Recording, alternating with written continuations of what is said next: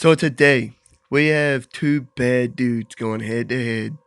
Blade versus Albert Wesker. Who wins? Well, let's find out. So, after his mom was bitten by a vampire while pregnant with him, Eric Brooks was born as a human vampire hybrid. He now hunts and kills vampires under the name Blade. Due to being a hybrid, he has all the benefits of a vampire with none of the drawbacks, except a thirst for human blood. But he created this serum that he takes regularly that temporarily kills the craving. He has enhanced senses to the point he can see in complete darkness and hear and smell things that are a great distance away. He's strong enough to lift 6 to 10 tons and even physically restrain Spider-Man. He can easily dodge whole barrages of bullets on a consistent basis. His healing factor is great and fast, but he can't regrow lost limbs. Uh, he's a master martial artist, with his fighting style being a mixture of boxing, capoeira, eskrima, jeet kune do, hapkido, jujutsu, shotokan karate, kung fu, and ninjutsu. He's also an expert marksman and master swordsman as well. He wears a Kevlar body armor for extra protection. He carries a small arsenal of weapons on him at all times, like teakwood daggers, shurikens, automatic and semi-automatic guns that use garlic-filled silver bullets, and an acid-etched adamantium sword. Basically, his arsenal is meant for vampires, other than the adamantium sword, of course. His adamantium acid-etched sword is also his primary weapon as well. But in the other corner, we have Albert Wesker.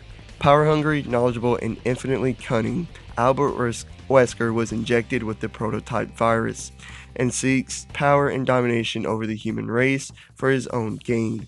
He is a master martial artist and marksman. This plus his cold-blooded nature allowed him to take down whole hordes of monsters even before being injected. He can also match and best other great fighters like Chris Redfield. He has a special blood type that, mixed with the prototype virus, allowed him to have all the benefits of the virus with none of the drawbacks. It gave him superhuman agility, strength, durability, endurance, and a hyper accelerated speed and reflexes. It also made him nearly invulnerable by hardening his skeleton, internal organs, tissues, and skin to the point trying to punch him will probably leave you with a fractured hand.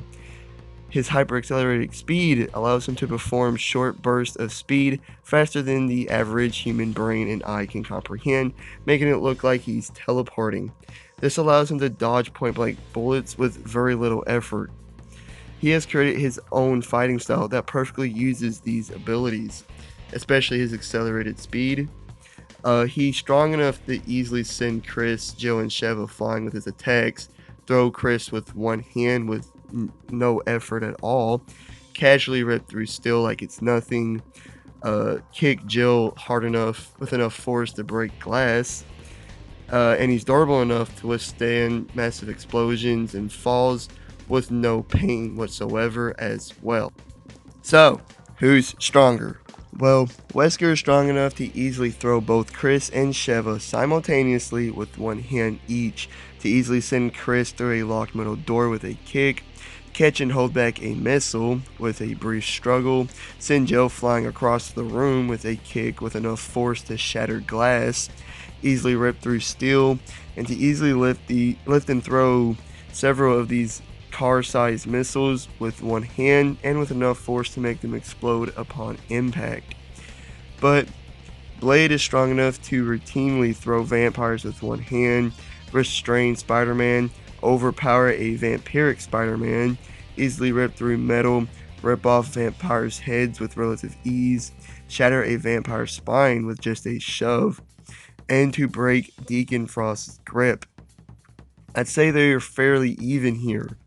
What about durability? Well, Wesker was only momentarily dazed by the strongest guns in the game, withstood point-blank explosions with only minor pain, completely unfazed by being shot in the shoulder, survived a massive fall, easily withstood the crash landing of the aircraft jet, and he even kept on fighting after being injected with the serum twice hours before needing to, meaning it acted as a poison that weakened him.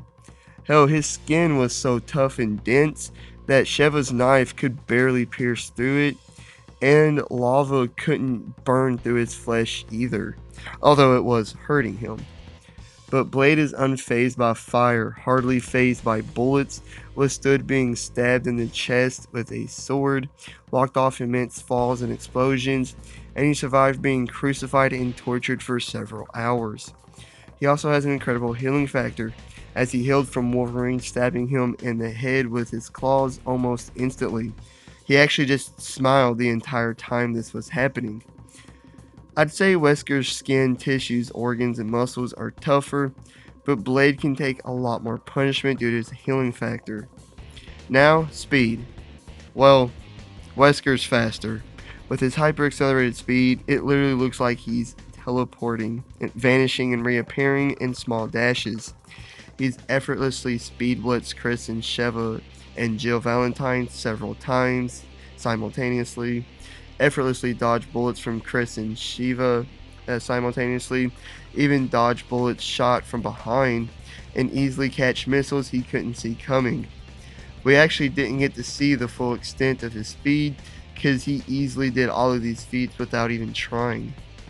But Blade will be able to contend as he's been able to dance through automatic gunfire even while getting closer to the shooter on a routine basis, and he's even appeared as a blur before. So, Wesker overall is slightly physically better, but what about fighting skill? Well, both are expert fighters and martial artists. I'd say Blade is better here. He's a master of a wide variety of martial arts, and he's easily beaten entire rooms of vampires without a scratch, as well as beaten Deacon Frost, Deadpool, Spider-Man, Sabretooth, and Wolverine. But even before being enhanced, Wesker could beat entire hordes of monsters single-handedly, and he received similar training as Chris and Leon, meaning he could at least match them if not best them. And then after he was enhanced, he perfectly utilized his strength and hyper accelerated speed in his fighting style. This makes him a very dangerous fighter. Now, Blade has a lot more versatility, but a lot of his versatility is effective against vampires. Wesker is not a vampire, meaning it's not going to work against Wesker. Well, all except his adamantium sword. This is the game changer. It doesn't matter how tough Wesker is, this sword will easily do a lot of damage. But Wesker is still faster and will be able to dodge a lot of Blade's strikes. But here's the thing about Wesker's speed. He normally just speed blitzes his opponents, which theoretically should work due to his superhuman strength and momentum he's picking up. But for some reason it doesn't. He has speed blitzed Chris Redfield, Sheva Alomar, and Jill Valentine, and yet they all live to tell the tale. If it doesn't work against normal humans or peak humans, it's not going to work against a human-vampire hybrid. Not to mention, Blade is easily fast enough to fight against Wesker. So, who wins? Well, it would be a good, interesting fight that I'd like to see play out, but at the end of the day, I gotta go with Blade on this one. Blade wins. Like and subscribe. Please leave a comment down below. Hit the notification bell if you did enjoy and all that great stuff. See ya.